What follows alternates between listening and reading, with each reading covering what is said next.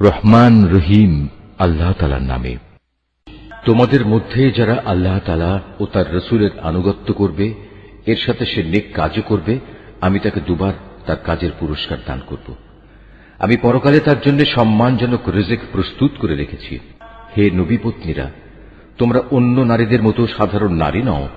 যদি তোমরা সত্যিই আল্লাহ তাআলাকে ভয় করো, তাহলে অন্য পুরুষদের সাথে কথা বলার সময় কোমলতা অবলম্বন করো না। যদি এমন করো, তাহলে যার অন্তরে কোনো ব্যাধি আছে সে তোমার ব্যাপারে প্রলুব্ধ হয়ে পড়বে। তবে তোমরা সর্বদাই নিয়ম মাফিক কথাবার্তা বলবে। তোমরা ঘরে অবস্থান করবে। পূর্বেকার জাহেলিয়াতের জামানার মতো নিজেদের প্রদর্শনী করে বেড়াবে না। তোমরা নামাজ কায়েম করবে, যাকাত আদায় করবে, আল্লাহ তাআলা ও তার রাসূলের আনুগত্য করবে। হে নবী পরিবার, আল্লাহ তাআলা মূলত এসব কিছুর মাধ্যমে তোমাদের মাঝ থেকে সব ধরনের অপবিত্রতা দূর করে তোমাদের পাক সাফ করে দিতে চান। তোমাদের ঘরে আল্লাহ তাআলার কিতাবের আয়াত ও তার জ্ঞান তত্ত্বের যেসব কথা তেলাওয়াত করা হয় তা স্মরণ রেখো। নিঃসন্দেহে আল্লাহ তাআলা সূক্ষ্মদর্শী এবং তিনি সম্যক অবগত। মুসলমান পুরুষ, মুসলমান নারী, মোমেন পুরুষ, মোমেন নারী, ফরমাবরদার পুরুষ, ফরমাবরদার নারী, সত্যবাদী পুরুষ, সত্যবাদী নারী, ধৈর্যশীল পুরুষ, ধৈর্যশীল নারী, বিনীত পুরুষ, বিনীত নারী, দানশীল পুরুষ, দানশীল নারী, রোজাদার পুরুষ, রোজাদার নারী, যৌন অঙ্গসমূহের হেফাজতকারী পুরুষ, এ অঙ্গসমূহের হেফাজতকারী নারী, সর্বোপরি আল্লাহ তাআলাকে অধিক পরিমাণে স্মরণকারী পুরুষ, স্মরণকারী নারী। নিঃসন্দেহে এদের জন্য আল্লাহ তাআলা ক্ষমা ও মহাপুরস্কার ঠিক করে রেখেছেন। যখন আল্লাহ তাআলা ও তার রাসূল কোনো ব্যাপারে কোনো সিদ্ধান্ত ঘোষণা করেন, তখন কোনো মোমেন পুরুষ ও কোনো মোমেন নারীর এ অধিকার নেই যে তারা সে ব্যাপারে নিজেদের কোন রকম এখতিয়ার খাটাবে। মূলত যে কেউই আল্লাহ তাআলা ও তার রাসূলের নাফরমানি করবে, সে নিঃসন্দেহে সুস্পষ্ট গোমরাহিতে নিমজ্জিত হয়ে যাবে। হে নবী, তুমি স্মরণ করো যখন তুমি সে ব্যক্তিকে লক্ষ্য করে বলেছিলে, যার উপর আল্লাহ তাআলা বিরাট অনুগ্রহ করেছেন এবং তুমিও নিজের পুত্র বানিয়ে যার উপর অনুগ্রহ করেছ, তুমি তাকে বলেছিলে, তুমি তোমার স্ত্রীকে বিয়ের বন্ধনে রেখে দাও এবং আল্লাহ তাআলাকে ভয় করো। কিন্তু এ পর্যায়ে তোমার মনের ভেতরে যে কথা তুমি লুকিয়ে রেখেছিলে, আল্লাহ তাআলা পরে তা প্রকাশ করে দিলেন। আসলে তোমার পালক পুত্রের তালাক প্রাপ্ত স্ত্রীকে বিয়ে করার ব্যাপারে তুমি মানুষদের কথাকেই ভয় করছিলে, অথচ তুমি জানো আল্লাহ তাআলাই হচ্ছেন ভয় পাওয়ার বেশি হকদার। অতঃপর এক সময় যখন জায়েদ তার স্ত্রীর কাছ থেকে নিজের প্রয়োজন শেষ করে তাকে তালাক দিয়ে দিল, তখন আমি তোমার সাথে তার বিয়ে সম্পন্ন করে দিলাম, যাতে করে ভবিষ্যতে মোমেনদের উপর তাদের পালক পুত্রদের স্ত্রীদের বিয়ের মাঝে আর কোনো সংকীর্ণতা অবশিষ্ট না থাকে। বিশেষ করে তারা যখন তাদের স্ত্রীদের কাছ থেকে নিজেদের প্রয়োজন শেষ করে তালাক দিয়ে দেয়। আর সর্বশেষে আল্লাহ তাআলার আদেশই কার্যকর হতে হবে। আল্লাহ তাআলা নবীর জন্য যে ফয়সালা করে দিয়েছেন সে ব্যাপারে নবীর উপর কোনো বিধি নিষেধ নেই। আগের নবীদের ক্ষেত্রেও এ ছিল আল্লাহ তাআলার বিধান, আর আল্লাহ তাআলার বিধান তো আগে থেকে নির্ধারিত হয়ে আছে। যারা মানুষদের কাছে আল্লাহ তাআলার বাণী পৌঁছে দিত, তারা আল্লাহ তাআলাকে ভয় করত, তারা আল্লাহ তাআলা ছাড়া আর কাউকেই ভয় করত না, কেননা মানুষের হিসাব নেয়ার ব্যাপারে আল্লাহ তাআলাই যথেষ্ট। হে মানুষ, তোমরা জেনে রেখো, মুহাম্মদ তোমাদের কোন পুরুষের পিতা নয়, বরং সে তো হচ্ছে আল্লাহ তাআলার রাসূল এবং নবীদের সিল মোহর। আল্লাহ তাআলা সর্ববিষয়ে অবগত রয়েছেন। হে মানুষ, তোমরা যারা ঈমান এনেছ, তোমরা আল্লাহ তাআলাকে বেশি বেশি স্মরণ করো। সকাল সন্ধ্যায় তোমরা তাঁর পবিত্রতা ঘোষণা করো। তিনি মহান আল্লাহ তাআলা, যিনি তোমাদের উপর অনুগ্রহ বর্ষণ করেন। তাঁর ফেরেশতারাও তোমাদের জন্য আল্লাহ তাআলার ক্ষমা চেয়ে তোমাদের উপর অনুগ্রহ করেন, যাতে করে আল্লাহ তোমাদের অন্ধকার থেকে ইসলামের আলোর দিকে বের করে আনতে পারেন। বস্তুত আল্লাহ তাআলা হচ্ছেন মুমিনদের জন্য পরম দয়ালু। যেদিন তারা আল্লাহ তাআলার সাথে সাক্ষাৎ করবে, সেদিন মহান আল্লাহর দরবারে তাদের সালাম দ্বারা অভিবাদন করা হবে। তিনি তাদের জন্য এক সম্মানজনক বিনিময় নির্দিষ্ট করে রেখেছেন। হে নবী, আমি তোমাকে হিদায়াতের সাক্ষী করে পাঠিয়েছি, তোমাকে বানিয়েছি জান্নাতের সুসংবাদদাতা ও জাহান্নামের সতর্ককারী। আল্লাহ তাআলার অনুমতি ক্রমে তুমি হচ্ছ আল্লাহর দিকে আহ্বানকারী ও হিদায়াতের সুস্পষ্ট প্রদীপ। অতএব তুমি মুমিনদের সুসংবাদ দাও যে তাদের জন্য আল্লাহ তাআলার পক্ষ থেকে এক মহা অনুগ্রহ রয়েছে। কখনো কাফের ও মুনাফিকদের কথা শোনো না, তাদের যাবতীয় নির্যাতন উপেক্ষা করে চলো, আল্লাহ তাআলার উপর ভরসা করো, কেননা কর্ম বিধায়ক হিসেবে আল্লাহ তাআলাই তোমার জন্য যথেষ্ট। হে মোমেনরা, যখন তোমরা মোমেন রমণীদের বিয়ে করো অতঃপর কোন রকম স্পর্শ করার আগেই তাদের তালাক দাও, তাহলে এমতাবস্থায় তাদের উপর কোন ইদ্যত বাধ্যতামূলক নয় যে তোমরা তা গুনতে শুরু করবে। তবু তোমরা তাদের কিছু দিয়ে দেবে এবং সৌজন্যের সাথেই তাদের বিদায় করে দেবে। হে নবী, আমি তোমার জন্য সেসব স্ত্রীদের হালাল করেছি যাদের তুমি যথার্থ মোহর আদায় করে দিয়েছ। সেসব মহিলাও তোমার জন্য আমি হালাল করেছি যারা তোমার অধিকারভুক্ত, যাদের আল্লাহ তাআলা তোমাকে দান করেছেন। তোমার চাচাতো বোন, ফুফাতো বোন, মামাতো বোন, খালাতো বোন যারা তোমার সাথে হিজরত করেছে। তাছাড়া রয়েছে সে মোমেন নারী যে কোনো কিছু ছাড়াই নিজেকে নবীর জন্য নিবেদন করবে এবং নবী চাইলে তাকে বিয়ে করবে। এ বিশেষ অনুমতি শুধু তোমার জন্য, অন্য মোমেনদের জন্য নয়। সাধারণ মোমেনদের স্ত্রী ও অধিকারভুক্ত দাসীদের ব্যাপারে আমি তাদের উপর যে বিধি বিধান নির্ধারণ করেছি তা অবশ্য আমি ভালো করেই জানি।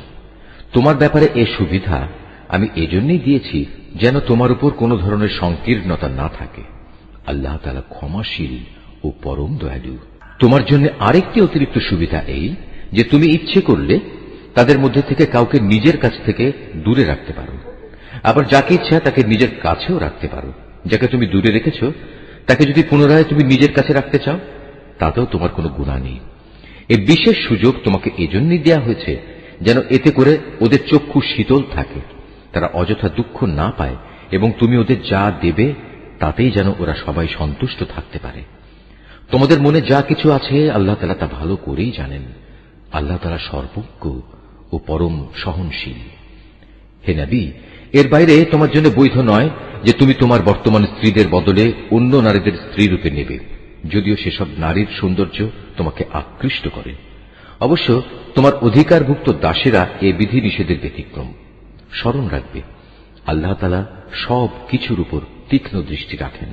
হে মানুষ, তোমরা যারা ঈমান এনেছ, তোমরা নবীর ঘরে প্রবেশ করো না। অবশ্য যখন তোমাদের খাওয়ার জন্য আসার অনুমতি দেয়া হয় তাহলে সে অবস্থায় এমন সময় পর্যন্ত অপেক্ষা করে প্রবেশ করো যাতে তোমাদের খাওয়ার জন্য অপেক্ষা করতে না হয়। কিন্তু কখনো যদি তোমাদের ডাকা হয় তাহলে সময় মতোই প্রবেশ করো। অতঃপর যখন খাবার গ্রহণ শেষ করে ফেলবে তখন সাথে সাথে সেখান থেকে চলে যেও এবং সেখানে কোনো অর্থহীন কথাবার্তায় নিমগ্ন হয়েও না। তোমাদের এই বিষয়টি নবীকে কষ্ট দেয়। সে তোমাদের এই কথা বলতে লজ্জাবোধ করে, কিন্তু আল্লাহ তাআলা সত্য বলতে মোটেই লজ্জাবোধ করেন না। হ্যাঁ, তোমাদের যদি নবী পত্নীদের কাছ থেকে কিছু চাইতে হয় তাহলে পর্দার আড়াল থেকে চেয়ে নিও। এটা তোমাদের ও তাদের অন্তরকে পাক সাফ রাখার জন্য অধিকতর উপযোগী। তোমাদের কারো জন্যই এটা বৈধ নয় যে তোমরা আল্লাহর রসুলকে কষ্ট দেবে, না এটা তোমাদের জন্য বৈধ যে তোমরা তার পরে কখনো তার স্ত্রীদের বিয়ে করবে। এটা আল্লাহ তাআলার কাছে এক বড় অপরাধের ব্যাপার। তোমরা কোনো জিনিস প্রকাশ করো কিংবা তা গোপন করো, আল্লাহ তাআলা তা সবই জানেন, কেননা তিনি সর্বজ্ঞ। যারা নবী পত্নী তাদের উপর তাদের পিতা, ছেলে, ভাইদের ছেলে, বোনদের ছেলে সব সময়ে আসা যাওয়া করা মহিলা এবং নিজেদের অধিকারভুক্ত দাসীদের সামনে আসা ও তাদের কাছ থেকে পর্দা না করার ব্যাপারে কোনো অপরাধ নেই। হে নবী পত্নীরা, তোমরা আল্লাহ তাআলাকে ভয় করো। অবশ্যই আল্লাহ তাআলা সব কিছু প্রত্যক্ষ করেন। নিঃসন্দেহে আল্লাহ তাআলা ও তার ফেরেশতারা নবীর উপর দরুদ পাঠান। অতএব হে ঈমানদার ব্যক্তিরা, তোমরাও নবীর উপর দরুদ পাঠাতে থাকো এবং তাকে উত্তম অভিবাদন পেশ করো। যারা আল্লাহ তাআলা ও তার রসুলকে কষ্ট দেয় তাদের উপর দুনিয়া আখিরাত উভয় জায়গায় আল্লাহ তাআলা অভিশাপ বর্ষণ করেন। কিয়ামতের দিন তিনি তাদের জন্য অপমানজনক আযাব ঠিক করে রেখেছেন। যারা মোমেন পুরুষ ও মোমেন নারীদের কষ্ট দেয় তেমন ধরনের কিছু দোষ তারা না করা সত্ত্বেও যারা এমনটি করে তারা তো মূলত মিথ্যা ও স্পষ্ট অপবাদের বোঝাই বহন করে চলে। হে নবী, তুমি তোমার স্ত্রী, মেয়ে ও সাধারণ মোমেন নারীদের বলো তারা যেন তাদের চাদর থেকে কিয়দংশ নিজেদের মুখমণ্ডলের উপর টেনে দেয়। এতে করে তাদের চেনা অনেকটা সহজ হবে যে তারা সম্মানিত মহিলা এবং তাদের অযথা উত্ত্যক্ত করা হবে না। তারপরেও যদি কোনো ভুল ত্রুটি হয়ে যায় তাহলে জেনে দেখো আল্লাহ তাআলা ক্ষমাশীল ও পরম দয়ালু। মুনাফিক দল, তাদের সাথে যাদের অন্তরে কুফরির ব্যাধি রয়েছে ও যারা নগরে বন্দরে তোমার বিরুদ্ধে গুজব রটনা করে বেড়ায়, তারা যদি তাদের নোংরা কার্যকলাপ থেকে বিরত না হয়, তাহলে হে নবী, আমি নিশ্চয়ই তোমাকে তাদের উপর প্রবল করে বসিয়ে দেব। অতঃপর এরা সেখানে তোমার প্রতিবেশী হিসেবে সামান্য সংখ্যক ব্যক্তি থাকতে পারবে। এরপরেও এখানে যারা থেকে যাবে তারা থাকবে অভিশপ্ত হয়ে। অতঃপর তাদের যেখানেই পাওয়া যাবে পাকড়াও করা হবে এবং বিশ্বাসঘাতকতার জন্য তাদের মৃত্যুদণ্ডে দণ্ডিত করা হবে। তোমার আগে বিদ্রোহী হিসেবে যারা অতিবাহিত হয়ে গেছে তাদের ব্যাপারেও এ ছিল আল্লাহ তাআলার নীতি। আল্লাহ তাআলার এই নিয়মে তুমি কখনো কোনো ব্যতিক্রম দেখবে না। মানুষ তোমাকে কিয়ামত সম্পর্কে জিজ্ঞেস করবে, তুমি তাদের বলো, তার জ্ঞান তো একমাত্র আল্লাহ তাআলার কাছেই রয়েছে। হে নবী, তুমি এই বিষয়টি কি করে জানবে? সম্ভবত কিয়ামত একান্ত নিকটেই এসে গেছে। তবে কিয়ামত যখনই আসুক, আল্লাহ তাআলা কাফেরদের উপর আগেই অভিশাপ দিয়েছেন এবং তাদের শাস্তির জন্য প্রজ্বলিত আগুনের শিখাও প্রস্তুত করে রেখেছেন। সেখানে তারা চিরদিন থাকবে। সেখান থেকে বেরিয়ে আসার ব্যাপারে তারা কোন রকম অভিভাবক ও সাহায্যকারী পাবে না। সেদিন তাদের চেহারাসমূহ ওলট পালট করে প্রজ্বলিত আগুনে রাখা হবে। সেদিন তারা আফসোস করে বলবে, হায়, কত ভালো হতো যদি আমরা আল্লাহ তাআলা ও রাসূলের আনুগত্য করে আসতাম। তারা সেদিন আরো বলবে, হে আমাদের মালিক, দুনিয়ার জীবনে আমরা আমাদের নেতা ও বড়দের কথাই মেনে চলেছি, তারাই আমাদের তোমার পথ থেকে গোমরাহ করেছে। হে আমাদের মালিক, ওদের তুমি আজ দ্বিগুণ পরিমাণ শাস্তি দাও এবং তাদের উপর বড় রকমের অভিশাপ পাঠাও। হে ঈমানদার ব্যক্তিরা, তোমরা তাদের মতো হয়ো না যারা অর্থহীন অপবাদ দিয়ে মূসাকে কষ্ট দিয়েছে। আল্লাহ তাআলা তাকে সেসব কিছু থেকে নির্দোষ প্রমাণিত করলেন যা তারা তার বিরুদ্ধে রটনা করেছে। সে ছিল আল্লাহ তাআলার দৃষ্টিতে বড় মর্যাদাবান ব্যক্তি। হে ঈমানদার ব্যক্তিরা, তোমরা আল্লাহ তাআলাকে ভয় করো এবং সর্বদা সত্য কথা বলো, তাহলে তিনি তোমাদের জীবনের কর্মকাণ্ড শুধরে দেবেন এবং তোমাদের গুনাহ খাতা মাফ করে দেবেন। যে কোনো ব্যক্তি আল্লাহ তাআলা ও তার রাসূলের আনুগত্য করবে, সে অবশ্যই এক মহা সাফল্য লাভ করবে। অবশ্যই আমি কোরআনের এই আমানত একসময় আসমানসমূহ, পৃথিবী ও পর্বতমালার সামনে পেশ করেছিলাম। তারা সবাই একে বহন করতে অস্বীকৃতি জ্ঞাপন করল। সবাই এতে ভীত হয়ে গেল। অবশেষে মানুষই তা বহন করে নিল। এতে সন্দেহ নেই, সে মানুষ একান্ত জালেম ও এ আমানত বহন করার পরিণাম সম্পর্কে একান্তই অজ্ঞ। আল্লাহ তাআলা মুনাফিক পুরুষ, মুনাফিক নারী, মুশরিক পুরুষ, মুশরিক নারীদের এই আমানতের দায়িত্বে অবহেলার জন্য কঠোর শাস্তি দেবেন এবং মোমেন পুরুষ ও মোমেন নারীদের উপর আমানতের দায়িত্ব পালনে ভুল ত্রুটির জন্য ক্ষমা পরবশ হবেন। নিঃসন্দেহে আল্লাহ তাআলা একান্ত ক্ষমাশীল ও পরম দয়ালু। সূরা সাবা। রহমান রহিম আল্লাহ তাআলার নামে। সমস্ত প্রশংসা আল্লাহ তাআলার জন্য। এই আকাশমণ্ডলী ও জমিনে যেখানে যা কিছু আছে সবই তাঁর একক মালিকানাধীন এবং পরকালেও সমস্ত প্রশংসা হবে একমাত্র তাঁর জন্য। তিনি সর্ববিষয়ে প্রজ্ঞাময়। তিনি জানেন যা কিছু জমিনের ভেতরে প্রবেশ করে, আবার যা কিছু তা থেকে উদ্গত হয়, যা কিছু আসমান থেকে বর্ষিত হয় এবং যা কিছু তাতে উত্থিত হয়। এর প্রতিটি বিষয় সম্পর্কেই তিনি পরিজ্ঞাত আছেন। তিনি পরম দয়ালু, পরম ক্ষমাশীল। তারা বলে, আমাদের উপর কখনোই কিয়ামত আসবে না। হে নবী, তুমি এদের বলো, আমার মালিকের কসম, হ্যাঁ অবশ্যই তা তোমাদের উপর আপতিত হবে। আমার মালিক অদৃশ্য জগৎ সম্পর্কে অবহিত। এই আকাশমণ্ডলী ও জমিনের অণু পরমাণু তার চাইতেও ক্ষুদ্র কিংবা বড়, এর কোনো কিছুই তার জ্ঞান সীমার অগোচরে নয়। তবে তা সুস্পষ্ট গ্রন্থে লিপিবদ্ধ রয়েছে, যেন এর ভিত্তিতে তিনি তাদের পুরস্কার দিতে পারেন যারা ঈমান এনেছে এবং নেক কাজ করেছে। বস্তুত তারাই হচ্ছে সেই সৌভাগ্যবান মানুষ যাদের জন্য আল্লাহ তাআলার প্রশস্ত ক্ষমা ও সম্মানজনক জীবিকা রয়েছে, যারা এই জমিনে প্রাধান্য পাবার জন্য আমার আয়াতকে ব্যর্থ করে দেওয়ার চেষ্টা করে। তাদের জন্য পরকালে ভয়ঙ্কর মর্মন্তুদ শাস্তি রয়েছে। হে নবী, যাদের জ্ঞান দেয়া হয়েছে তারা জানে তোমার মালিকের পক্ষ থেকে নাজিল হওয়া এই কিতাব একান্ত সত্য। এটি তাদের পরাক্রমশালী প্রশংসিত আল্লাহ তাআলার দিকেই পথ নির্দেশ করে। যারা আল্লাহ তাআলাকে অস্বীকার করে তারা বলে, হে আমাদের সাথীরা, আমরা কি তোমাদের এমন এক ব্যক্তির সন্ধান দেব যে তোমাদের কাছে বলবে, তোমরা মৃত্যুর পর যখন ছিন্ন বিচ্ছিন্ন হয়ে যাবে তখন পুনরায় তোমরা নতুন সৃষ্টিরূপে উত্থিত হবে?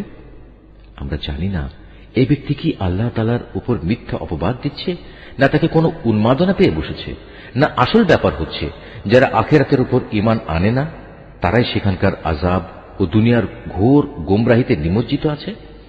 তারা কি তাদের সামনে পেছনে যে আকাশ ও পৃথিবী রয়েছে তার দিকে তাকিয়ে এদের স্রষ্টাকে খুঁজে দেখে না? আমি চাইলে ভূমিকে তাদের সহ ধসিয়ে দিতে পারি, কিংবা পারি তাদের উপর কোনো আকাশখণ্ডের পতন ঘটাতে। তাতে অবশ্যই এমন প্রতিটি বান্দার জন্য কিছু নিদর্শন রয়েছে যারা আল্লাহ তাআলার অভিমুখী। আমি নবী দাউদকে আমার কাছ থেকে অনেকগুলো অনুগ্রহ দান করেছিলাম। এমনকি আমি পাহাড়কেও এই বলে আদেশ দিয়েছিলাম, হে পর্বতমালা, তোমরা তাসবিহ পড়ার সময় তার সাথে একাত্মতা ঘোষণা করো। একই আদেশ আমি পাখি কুলকেও দিয়েছিলাম। আমি তার জন্য লোহাকে নরম করে দিয়েছিলাম। তাকে আমি বলেছিলাম, সে বিগলিত লোহা দ্বারা তুমি পূর্ণ মাপের বর্ম তৈরি করো এবং সেগুলোর কড়াসমূহ যথাযথভাবে সংযুক্ত করো। কিন্তু এই শিল্পগত কলা কৌশলের পাশাপাশি তোমরা তোমাদের নেক কাজও অব্যাহত রাখো।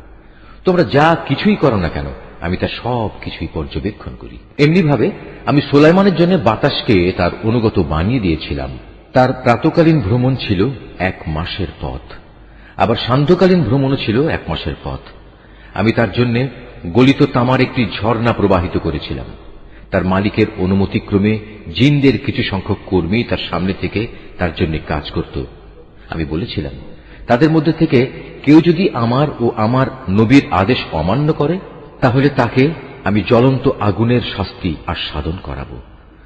সুলাইমান যা কিছু চাইত তারা জিনরা তার জন্য তাই করে দিত। যেমন সুরম্য প্রাসাদ, নানা ধরনের ছবি, বড় বড় পুকুরের ন্যায় থালা ও চুলার উপর স্থাপন করার জন্তু জানোয়ার সহ সবার আতিথেয়তার উপযোগী বৃহৎ আকারের ডেক। আমি বলেছি, হে দাউদ পরিবারের লোকেরা, তোমরা আমার শকর স্বরূপ নেক কাজ করো। আসলে আমার বান্দাদের মাঝে খুব অল্প সংখ্যক মানুষই তাদের মালিকের শকর আদায় করে। যখন আমি তার উপর মৃত্যুর আদেশ জারি করলাম তখন তাদের জিন কর্মী বাহিনীর কেউই বাইরের মানুষদের তার মৃত্যুর খবর কেউই দেখায়নি। দেখিয়েছে কেবল একটি ক্ষুদ্র মাটির পোকা, যা তখনও তার লাঠিটি খেয়ে যাচ্ছিল। সুলাইমানের লাঠি পোকায় খাওয়ায় যখন সে মাটিতে পড়ে গেল তখন মাত্র জিনেরা বুঝতে পারল সুলাইমান আগেই মারা গেছে। তারা যদি তখন গায়েবের বিষয়ে জানত তাহলে তাদের এতকাল লাঞ্ছনাদায়ক শাস্তিতে থাকতে হতো না। সাবা নগরের অধিবাসীদের জন্য তাদের স্বীয় বাসভূমিতে আল্লাহর একটি কুদরতের নিদর্শন মজুদ ছিল। 2 সারি উদ্যান, একটি ডান দিকে আর একটি বাঁ দিকে।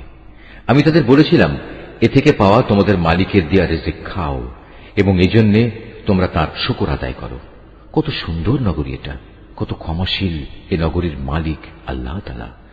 কিন্তু পরে ওরা আমার আদেশ অমান্য করল, ফলে আমি তাদের উপর এক বাঁধ ভাঙা বন্যা প্রবাহিত করে দিলাম। তাদের সে সুফলা উদ্যান দুটো এমন দুটো উদ্যান দ্বারা বদলে দিলাম যাতে থেকে গেল বিস্বাদ ফল, ঝাউ গাছ এবং কিছু কুল বৃক্ষ। এভাবে আমি তাদের শাস্তি দিয়েছিলাম, কেননা তারা আমার নেয়ামত অস্বীকার করেছে, আর আমি অকৃতজ্ঞ বান্দা ছাড়া কাউকেই শাস্তি দেই না। আমি তাদের সাবা নগরীর অধিবাসীদের সাথে সেসব জনপদের উপরও বরকত দান করেছিলাম। উভয়ের মাঝে আরো কিছু দৃশ্যমান জনবসতি আমি স্থাপন করেছিলাম এবং তাতে আমি সফরের মঞ্জিলও নির্ধারণ করে দিয়েছিলাম। তাদের আমি বলেছিলাম, তোমরা সেখানে এবার দিনে কিংবা রাতে নিরাপদে ভ্রমণ করো। তারা বলল, হে আমাদের মালিক, আমাদের সফরের মঞ্জিল সমূহ তুমি দূরে দূরে স্থাপন করো। তারা নিজেদের উপর জুলুম করল, ফলে আমিও তাদের শাস্তি দিয়ে মানুষদের জন্য একটি কাহিনীর বিষয় পরিণত করে দিলাম। ওদের আমি ছিন্ন বিচ্ছিন্ন করে তছ নছ করে দিলাম। এতে প্রত্যেকটি ধৈর্যশীল কৃতজ্ঞ বান্দার জন্যই শিক্ষণীয় নিদর্শন রয়েছে। ইবলিস তাদের মোমেনদের ব্যাপারে নিজের ধারণা সত্য পেয়েছে, কেননা তারা তাঁরই আনুগত্য করেছে, অবশ্য ইমানদারদের একটি দল ছাড়া। অথচ তাদের উপর শয়তানের তো কোন রকম আধিপত্য ছিল না। আসলে ঘটনাটি ছিল, আমি জানতে চেয়েছিলাম তোমাদের মাঝে কে আখিরাতের উপর ঈমান আনে আর কে সে ব্যাপারে সন্দিহান। তোমার মালিক তো সব কিছুর উপরই নিগাহবান। হে নবী, তুমি বলো, তোমরা যাদের আল্লাহর বদলে শরীক মনে করো তাদের ডাকো। তার আসমান সমূহ ও জমিনের এক অনুপরিমাণ কিছুর মালিক নয়।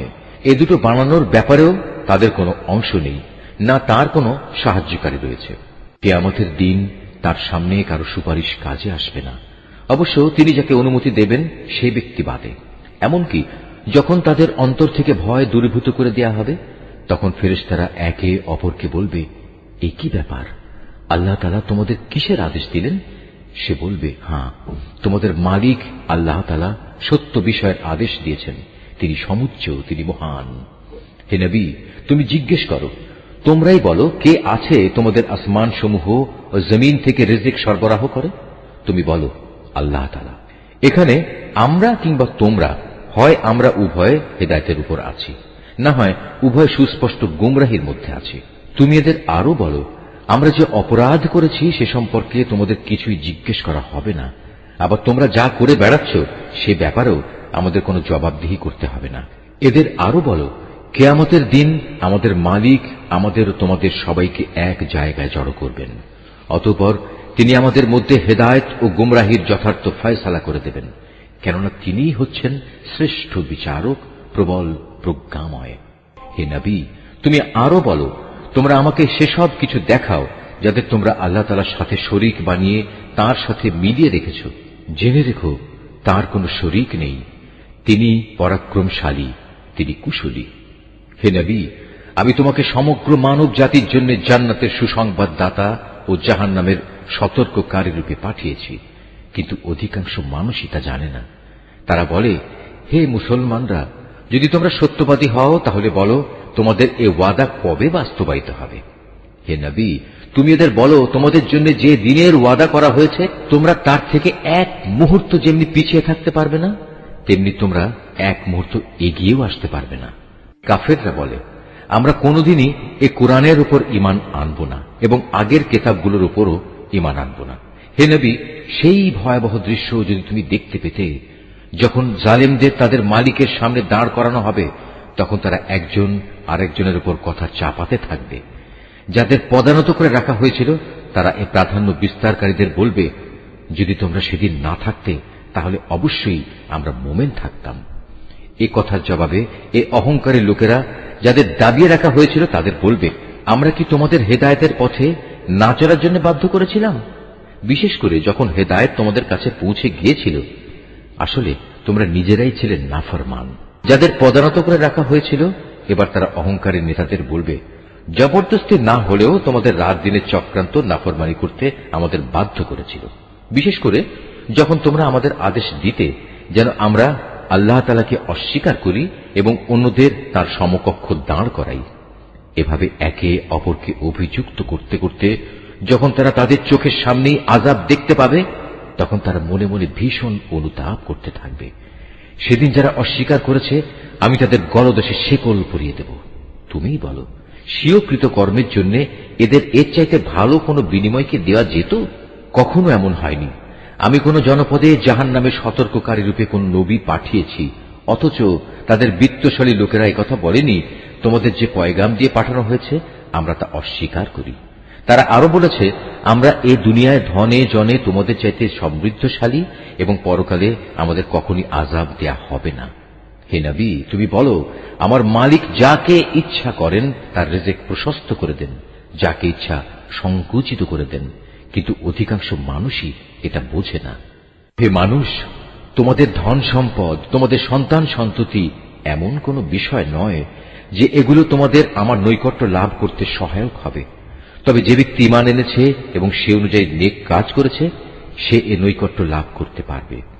এ ধরনের লোকদের জন্যই কিয়ামতে দ্বিগুণ পুরস্কারের ব্যবস্থা রয়েছে। তারা জান্নাতের সুরম্য বালাখানায় নিরাপদে অবস্থান করবে, কেননা তারা নেক আমল করেছে।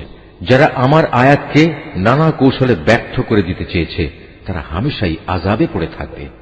হে নবী, তুমি বলো, আমার মালিক তার বান্দাদের মাঝে যার প্রতি ইচ্ছা করেন তার রিজিক বাড়িয়ে দেন, আবার যার প্রতি ইচ্ছা তার জন্য তা সংকুচিত করে দেন। তোমরা যা কিছু আল্লাহর পথে খরচ করবে তিনি তোমাদের অবশ্যই তার প্রতিদান দেবেন, কেননা তিনিই হচ্ছেন সর্বোত্তম রিজিক দাতা। যেদিন তিনি এদের সকলকে হাসরের ময়দানে একত্রিত করবেন, অতঃপর ফেরেশতাদের উদ্দেশ্য করে তিনি বলবেন, এ মানুষরা কি দুনিয়াতে শুধু তোমাদের ইবাদত করত?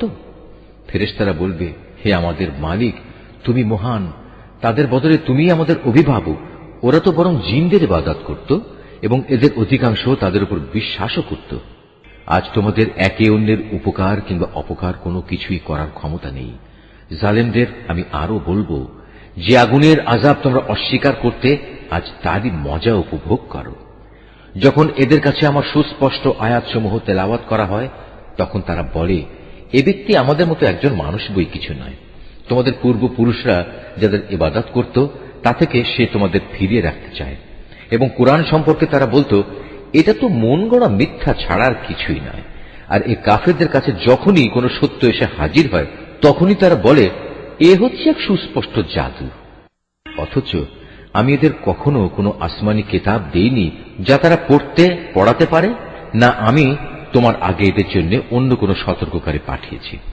এদের আগের লোকেরাও নবীদের মিথ্যা প্রতিপন্ন করেছিল, অথচ আমি তাদের যা কিছু দান করেছিলাম তার 1/10 পর্যন্ত এরা পৌঁছতে পারেনি। অতঃপর যখন তারা আমার নবীদের অস্বীকার করেছে, তখন তুমিও দেখেছ আমার আযাব কত ভয়ঙ্কর ছিল। হে নবী, তুমি এদের বলো, এসো, আমি তোমাদের শুধু একটি কথাই উপদেশ দিচ্ছি, তা হচ্ছে তোমরা আল্লাহ তাআলার জন্যই সত্যের উপর দাঁড়িয়ে যাও, দুজন করে, দুজন না হলে একা একা। অতঃপর ভালো করে চিন্তা করে দেখো, তোমাদের সাথী মুহাম্মদ কোন রকম পাগল নয়। সে তো হচ্ছে তোমাদের জন্য আসন্ন ভয়াবহ আযাবের একজন সতর্ককারী মাত্র।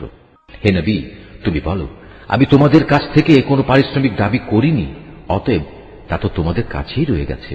যা আদায় করা তোমাদের জন্য একান্ত অপরিহার্য। আমার পাওনা তো আল্লাহ তাআলার কাছেই, তিনি প্রতিটি বিষয়ের উপরই সাক্ষী। তুমি আরো বলো, আমার মালিক সত্য দিয়ে বাতিলকে চূর্ণ বিচূর্ণ করেন, যাবতীয় অদৃশ্য বিষয়ে তিনি পরিজ্ঞাত। তুমি বলো, সত্য এসে গেছে, বাতিল নির্মূল হয়ে গেছে। এর না সূচনা হবে আর না হবে পুনরাবৃত্তি। হে নবী, এদের বলে দাও, আমি যদি সত্য পথ থেকে বিচ্যুত হয়ে যাই, তাহলে আমার এই বিচ্যুতির পরিণাম আমার উপরই বর্তাবে। আর যদি আমি হেদায়েতের উপর থাকি, তবে তা শুধু এজন্যে যে আল্লাহ তাআলা সব কিছু শোনেন এবং সবার একান্ত নিকটে অবস্থান করছেন।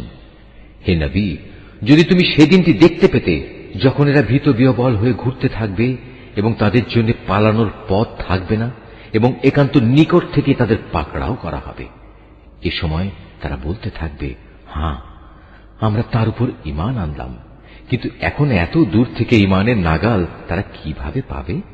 অথচ এরাই ইতিপূর্বে তাকে অস্বীকার করেছে, দূর থেকে ভালো করে না দেখে অনুমানের ভিত্তিতেই কথা বলেছে। আজ তাদের মাঝে ও জান্নাত সম্পর্কিত তাদের কামনা বাসনার মাঝে একটি অপ্রতিরোধ্য দেয়াল দাঁড় করিয়ে দেয়া হবে, যেমনি করা হয়েছিল তাদের পূর্ববর্তী মুশরিক সাথীদের বেলায়। মূলত ওরা সবাই বিভ্রান্তিকর সন্দেহে সন্দিহান ছিল। সূরা ফাতর। রহমান রহিম আল্লাহ তাআলার নামে। সব তারিফ আল্লাহ তাআলার জন্য, যিনি আসমান সমূহ ও জমিনের সৃষ্টিকর্তা, যিনি স্বীয় বাণী বাহক ফেরেশতাদের সৃষ্টিকর্তা, যারা 2-2, 3-3 ও 4-4 পাখা বিশিষ্ট শক্তির প্রতীক। তিনি চাইলে এ সৃষ্টির মাঝে তাদের ক্ষমতা আরো বাড়িয়ে দিতে পারেন। অবশ্যই আল্লাহ তাআলা সব বিষয়ের উপর সর্বময় ক্ষমতার মালিক। তিনি মানুষের জন্য কোনো অনুগ্রহের পথ খুলতে চাইলে কেউই তার সে পথ রোধকারী নেই। আবার তিনি যা কিছু বন্ধ করে রাখেন, তারপর তা কেউই তার জন্য পুনরায় পাঠাতে পারে না। তিনি মহাপরাক্রমশালী, প্রবল প্রজ্ঞাময়।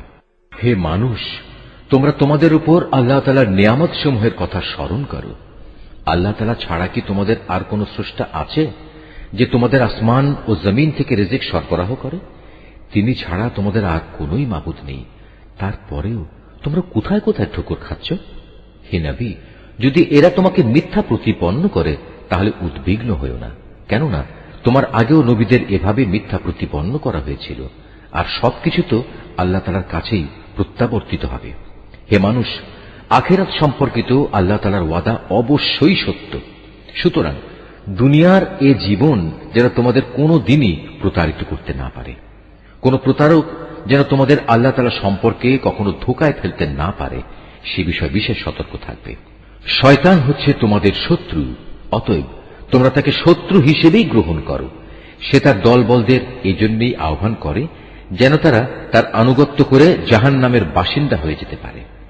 যারা আল্লাহ তাআলাকে অস্বীকার করে তাদের জন্য এক কঠিন শাস্তি রয়েছে।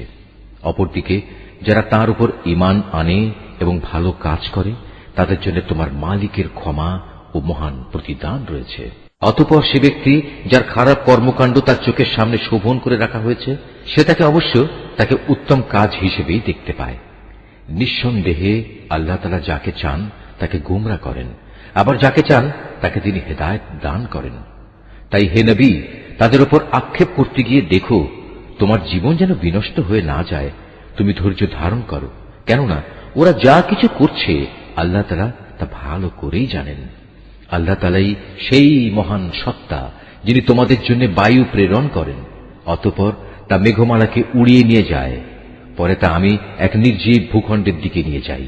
এরপর এক পর্যায়ে তা দিয়ে জমিনকে তার নির্জীব হওয়ার পর পুনরায় আমি জীবন্ত করে তুলি। ঠিক এভাবেই একদিন মানুষেরও পুনরুত্থান হবে। অতএব যদি কেউ মান মর্যাদা কামনা করে তার জানা উচিত যাবতীয় মান মর্যাদা একমাত্র আল্লাহ তাআলার জন্যই। তার দিকে শুধু পবিত্র বাক্যই উঠে আসতে পারে, আর নেক কাজই তা উচ্চাসনে ওঠায়। যারা সত্যের বিরুদ্ধে নানা ধরনের মন্দ কাজের ফন্দি আটে তাদের জন্য রয়েছে কঠোর আযাব। তাদের সব চক্রান্ত চূড়ান্তভাবে ব্যর্থ হবে। আল্লাহ তাআলাই তোমাদের মাটি থেকে পয়দা করেছেন, অতঃপর এক বিন্দু শুক্র থেকে তিনি জীবনের সূত্রপাত ঘটিয়েছেন। এরপর তোমাদের তিনি নরনারীর জোড় বানিয়েছেন। এখানে কোনো নারী গর্ভবতী হয় না এবং সে কোনো সন্তান প্রসব করে না, যার জ্ঞান আল্লাহ তাআলার কাছে পূর্বাহ্নে মজুদ থাকে না। আবার কারো বয়স একটু বাড়ানো হয় না এবং একটু কমানো হয় না, যা কোনো গ্রন্থে সংরক্ষিত নেই।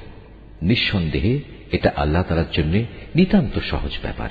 দুটো পানির সমুদ্র এক সমান নয়। একটির পানি সুমিষ্ট ও সুপেয়, অন্যটি হচ্ছে লোনা ও বিস্বাদ।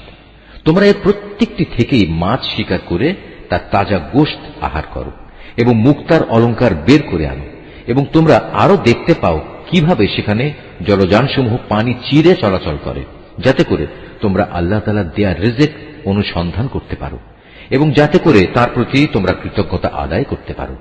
তিনি রাতকে দিনের ভেতর এবং দিনকে রাতের ভেতর প্রবেশ করান। তিনি সূর্য ও চন্দ্রকে নিয়ন্ত্রিত করেন। এরা সবাই এক সুনির্দিষ্ট কাল পর্যন্ত আবর্তন করবে। আল্লাহ তাআলাই হচ্ছেন তোমাদের সবার মালিক। সার্বভৌমত্ব তাঁর জন্যই। তাকে বাদ দিয়ে তোমরা অন্য যেসব মাবুদকে ডাকো তারা তো তুচ্ছ একটি খেজুরের আটির বাইরে ঝিল্লিটির মালিকও নয়। যদি তোমরা তাদের ডাকো, প্রথমত তারা তো শুনবেই না। যদি তারা তা শোনেও তবে তারা তোমাদের ডাকের কোনো উত্তর দেবে না। উপরন্তু কিয়ামতের দিন তারা নিজেরাই তোমাদের এ শিরকের ঘটনা অস্বীকার করবে। এ সম্পর্কে একমাত্র সুবিজ্ঞ আল্লাহ তাআলা ছাড়া অন্য কেউই তোমাকে কিছু অবহিত করতে পারবে না। হে মানুষ, তোমরা সবাই আল্লাহ তাআলার সামনে অভাবগ্রস্ত, আর আল্লাহ তাআলা সম্পূর্ণ অভাবমুক্ত, যাবতীয় প্রশংসার মালিক। তিনি যদি চান তাহলে দুনিয়ার বুক থেকে তোমাদের উঠিয়ে নিয়ে যেতে পারেন এবং তোমাদের জায়গায় নতুন এক সৃষ্টিকেও তিনি নিয়ে আসতে পারেন। আর এই কাজটি আল্লাহ তাআলার জন্য মোটেই কঠিন নয়। কিয়ামতের দিন কেউ কারো গুনাহের বোঝা বইবে না। কোন ব্যক্তির উপর গুনাহের বোঝা ভারী হলে সে যদি অন্য কাউকে তা বইবার জন্য ডাকে তাহলে তার কাছ থেকে বিন্দু মাত্র তা সরানো হবে না। যাকে সে ডাকল সে তার আত্মীয় হলেও নয়। হে নবী, তুমি তো কেবল সেই লোকদেরই জাহান্নাম থেকে সাবধান করতে পারো যারা না দেখেই তাদের মালিককে ভয় করে, উপরন্তু যারা নামাজ প্রতিষ্ঠা করে। কেউ নিজের পরিশুদ্ধি সাধন করতে চাইলে সেটা করবে সম্পূর্ণ তার নিজস্ব কল্যাণের জন্য। চূড়ান্ত প্রত্যাবর্তন তো আল্লাহ তাআলার দিকেই হবে। একজন চক্ষুষ্মান ব্যক্তি ও একজন অন্ধ ব্যক্তি কখনো সমান হতে পারে না, না কখনো আঁধার ও আলো সমান হতে পারে। ছায়া এবং রোদও তো সমান নয়। একইভাবে একজন জীবিত মানুষ এবং একজন মৃত মানুষও সমান নয়। আল্লাহ তাআলা যাকে ইচ্ছা তাকে ভালো কথা শোনান। তুমি কখনো এমন মানুষদের কিছু শোনাতে পারবে না যারা কবরের অধিবাসী হওয়ার মতো ভান করে। আসলে তুমি তো জাহান্নামের একজন সতর্ককারী বই, আর কিছুই নাও। অবশ্যই আমি তোমাকে সত্য দ্বীন সহ একজন সুসংবাদ দাতা ও জাহান্নামের সতর্ককারী রূপেই পাঠিয়েছি। কখনো কোনো উম্মত এমন ছিল না যার জন্য কোনো না কোনো একজন সতর্ককারী অতিবাহিত হয়নি। এরা যদি তোমাকে মিথ্যা সাব্যস্ত করে তবে এর জন্য তুমি উৎকণ্ঠিত হও না। এদের আগের লোকেরাও নবীদের মিথ্যা প্রতিপন্ন করেছিল, যদিও তাদের নবীরা তাদের কাছে নবুয়তের দীপ্তিমান গ্রন্থ নিয়ে এসেছিল। অতঃপর যারা নবীদের অস্বীকার করেছে আমি তাদের কঠোরভাবে পাকড়াও করেছি। কত ভয়ঙ্কর ছিল আমার আযাব। হে মানুষ, তুমি কি এই বিষয়টি কখনো চিন্তা করো না?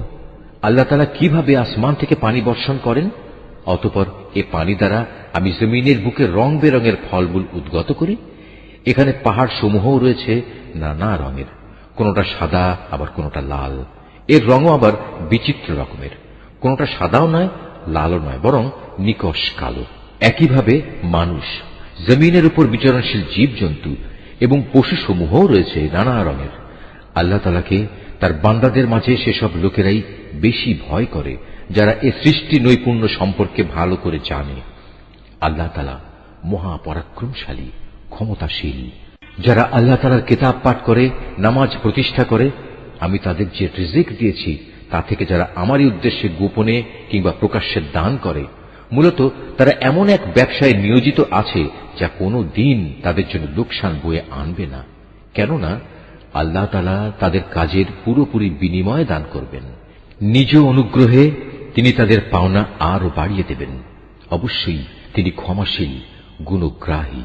হে নবী, যে কিতাব আমি তোমার উপর ওহী করে পাঠিয়েছি তাই একমাত্র সত্য। এর আগের যেসব কিতাব রয়েছে এই কিতাব তার সমর্থনকারী।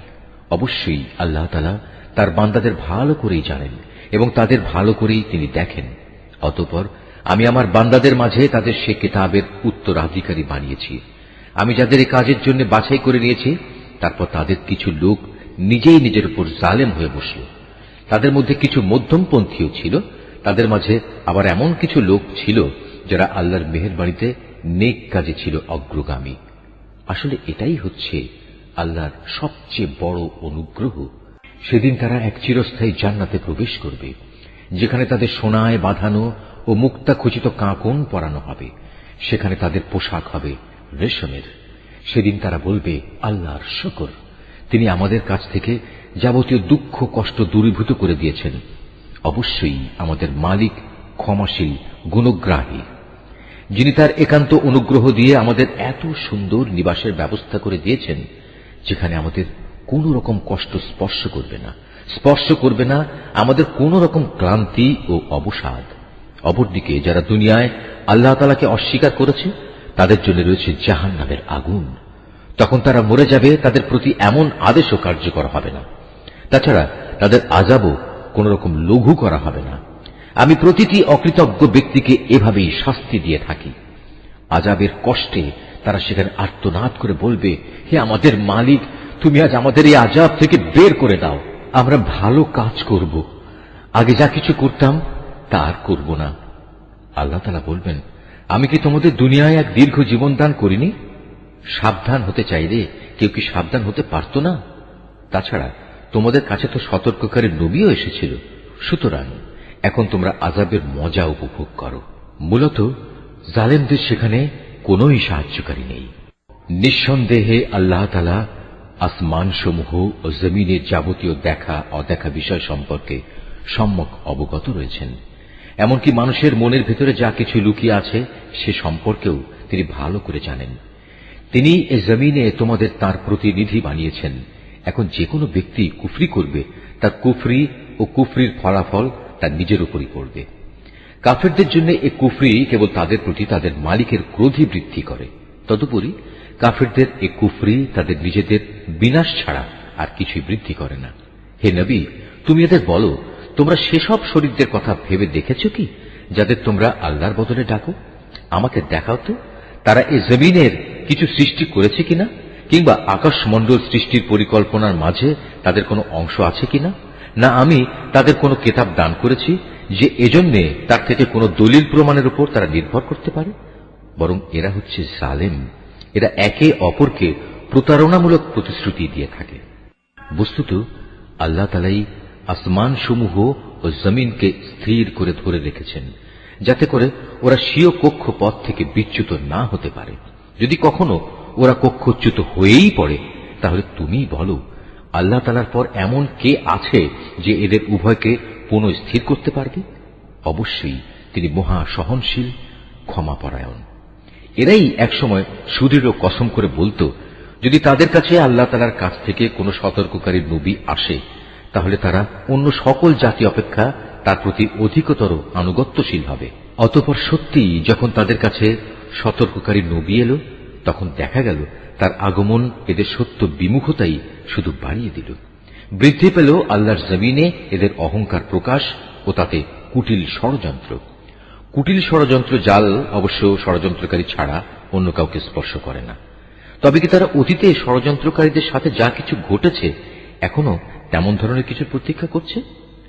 তাই যদি হয় তবে শুনে রাখো, তুমি এদের বেলায়ও আল্লাহর বিধানের কোনো পরিবর্তন দেখবে না, না কখনো তুমি এ ব্যাপারে আল্লাহর বিধান নড়াচড়া অবস্থায় দেখতে পাবে। তারা কি জমিনে পরিভ্রমণ করেনি? তারা কি তাদের আগের বিদ্রোহী লোকদের পরিণাম দেখেনি? তা কেমন ভয়াবহ ছিল। অথচ তারা এদের তুলনায় ছিল অনেক বলশালী। কিন্তু আল্লাহর সিদ্ধান্ত যখন এলো, তখন আসমান সমূহ ও জমিনের কোনো কিছুই তাকে ব্যর্থ করে দিতে পারল না। অবশ্যই তিনি সর্বজ্ঞ, সর্বশক্তিমান। আল্লাহ তাআলা মানুষকে তার বিদ্রোহমূলক আচরণের জন্য পাকড়াও করতে চাইলে ভূপৃষ্ঠের কোন একটি জীব জন্তুকেও তিনি রেহাই দিতেন না, কিন্তু তিনি তাদের একটি সুনির্দিষ্ট সময় পর্যন্ত অবকাশ দিয়ে থাকেন। অতঃপর একদিন যখন তাদের নির্দিষ্ট সময় আসবে, তখন তিনি তাদের পাকড়াও করবেন। আল্লাহ তাআলা অবশ্যই তার বান্দাদের যাবতীয় কার্যকলাপ পর্যবেক্ষণ করেন। সূরা ইয়াসিন। রহমান রহিম আল্লাহ তাআলার নামে। ইয়াসিন, এ জ্ঞানগর্ভ কোরআনের শপথ। তুমি অবশ্যই রসুলদের একজন। নিঃসন্দেহে তুমি সরল পথের উপর প্রতিষ্ঠিত রয়েছ। পরাক্রমশালী ও পরম দয়ালু আল্লাহ তাআলার কাছ থেকেই এ কোরআনের অবতরণ, যাতে করে এর মাধ্যমে তুমি এমন একটি জাতির লোকদের সতর্ক করে দিতে পারো যাদের বাপ দাদাদের ঠিক এভাবে সতর্ক করা হয়নি, ফলে তারা গাফেল হয়ে রয়েছে। তাদের অধিকাংশ লোকের উপরই আল্লাহ তাআলার শাস্তি বিধান অবধারিত হয়ে গেছে, তাই তারা কখনো ঈমান আনবে না। আমি ওদের গলদেশ সমূহে মোটা মোটা বেড়ি পরিয়ে দিয়েছি, যা ওদের চিবুক পর্যন্ত ঢেকে দিয়েছে, ফলে তারা ঊর্ধ্বমুখী হয়ে আছে। আমি তাদের সামনে পেছনে জাহেলিয়াতের প্রাচীর দাঁড় করিয়ে দিয়েছি এবং তাদের দৃষ্টি ঢেকে দিয়েছি, ফলে তারা কিছুই দেখতে পায় না। এই অবস্থায় তুমি তাদের আল্লাহর আযাব সম্পর্কে সাবধান করো বা না করো, উভয়টাই তাদের জন্য সমান কথা। তারা কখনোই ঈমান আনবে না। তুমি তো কেবল এমন লোককেই সতর্ক করতে পারো যে আমার উপদেশ মেনে চলে এবং সে অনুযায়ী দয়াময় আল্লাহ তাআলাকে না দেখে ভয় করে। হ্যাঁ, যে আল্লাহ তাআলাকে ভয় করে তাকে তুমি ক্ষমা ও মহা প্রতিদানের সুসংবাদ দান করো। আমি মৃতকে জীবিত করি, যা কিছু তারা নিজেদের কর্মকাণ্ডের চিহ্ন হিসেবে এই পৃথিবীতে ফেলে আসে, সেগুলো সবই আমি যথাযথভাবে লিখে রাখি। প্রতিটি জিনিস আমি একটি সুস্পষ্ট কিতাবে গুণে গুণে সংরক্ষিত করে রেখেছি। হে নবী, এদের কাছে তুমি একটি জনপদের দৃষ্টান্ত পেশ করো, যখন তাদের কাছে আমার পক্ষ থেকে কয়েকজন রসুল এসেছিল। যখন আমি তাদের কাছে 2 জন রসুল পাঠিয়েছি, তখন তারা এদের উভয়কেই অস্বীকার করেছে। এরপর আমি তৃতীয় একজন নবীকে তাদের সাহায্য করেছিলাম। অতঃপর তারা সবাই তাদের কাছে এসে বলল, আমরা অবশ্যই তোমাদের কাছে রসুল হিসাবে আবির্ভূত হয়েছি। এ কথা শুনে তারা বলল, তোমরা তো দেখছি আমাদের মতো কতিপয় মানুষ ছাড়া আর কিছুই নাও। আসলে দয়াময় আল্লাহ তাআলা আমাদের জন্য কিছুই পাঠাননি, তোমরা অযথাই মিথ্যা কথা বলছ। তারা বলল, আমাদের মালিক একথা ভালো করেই জানেন, আমরা হচ্ছি অবশ্যই তোমাদের কাছে পাঠানো তার কয়েকজন রসুল। তোমাদের কাছে সুস্পষ্ট করে আল্লাহর বাণী পৌঁছে দেওয়া ছাড়া আমাদের আর কোনো দায়িত্ব নেই। তারা বলল, কিন্তু আমরা তো তোমাদেরই আমাদের সব অমঙ্গলের কারণ মনে করি। যদি তোমরা এখন এসব কাজ থেকে ফিরে না আসো, তাহলে আমরা অবশ্যই তোমাদের পাথর মারব। উপরন্তু তোমাদের অবশ্যই আমাদের কাছ থেকে আরো কঠিন শাস্তি স্পর্শ করবে। তারা বলল, তোমাদের দুর্ভাগ্য অকল্যাণ তো তোমাদের সাথেই লেগে আছে। এটা কি তোমাদের কোনো অমঙ্গলের কাজ যে তোমাদের ভালো কাজের কথা স্মরণ করিয়ে দেয়া হচ্ছে? আসলে তোমরা হচ্ছ একটি সীমা লঙ্ঘনকারী জাতি। এমন সময় নগরীর প্রান্ত থেকে এক ব্যক্তি এদের কাছে ছুটে এলো এবং সবাইকে বলল, হে আমার জাতির লোকেরা, তোমরা আল্লাহর এ রসুলদের অনুসরণ করো এমন এক রসুলের যে তোমাদের কাছে হেদায়েতের বিনিময়ে কোন প্রকার প্রতিদান চায় না। আসলে যারাই তার অনুসরণ করবে তারাই হবে হেদায়েত প্রাপ্ত। নিশ্চয়ই আল্লাহ যা বলেছেন সত্য বলেছেন।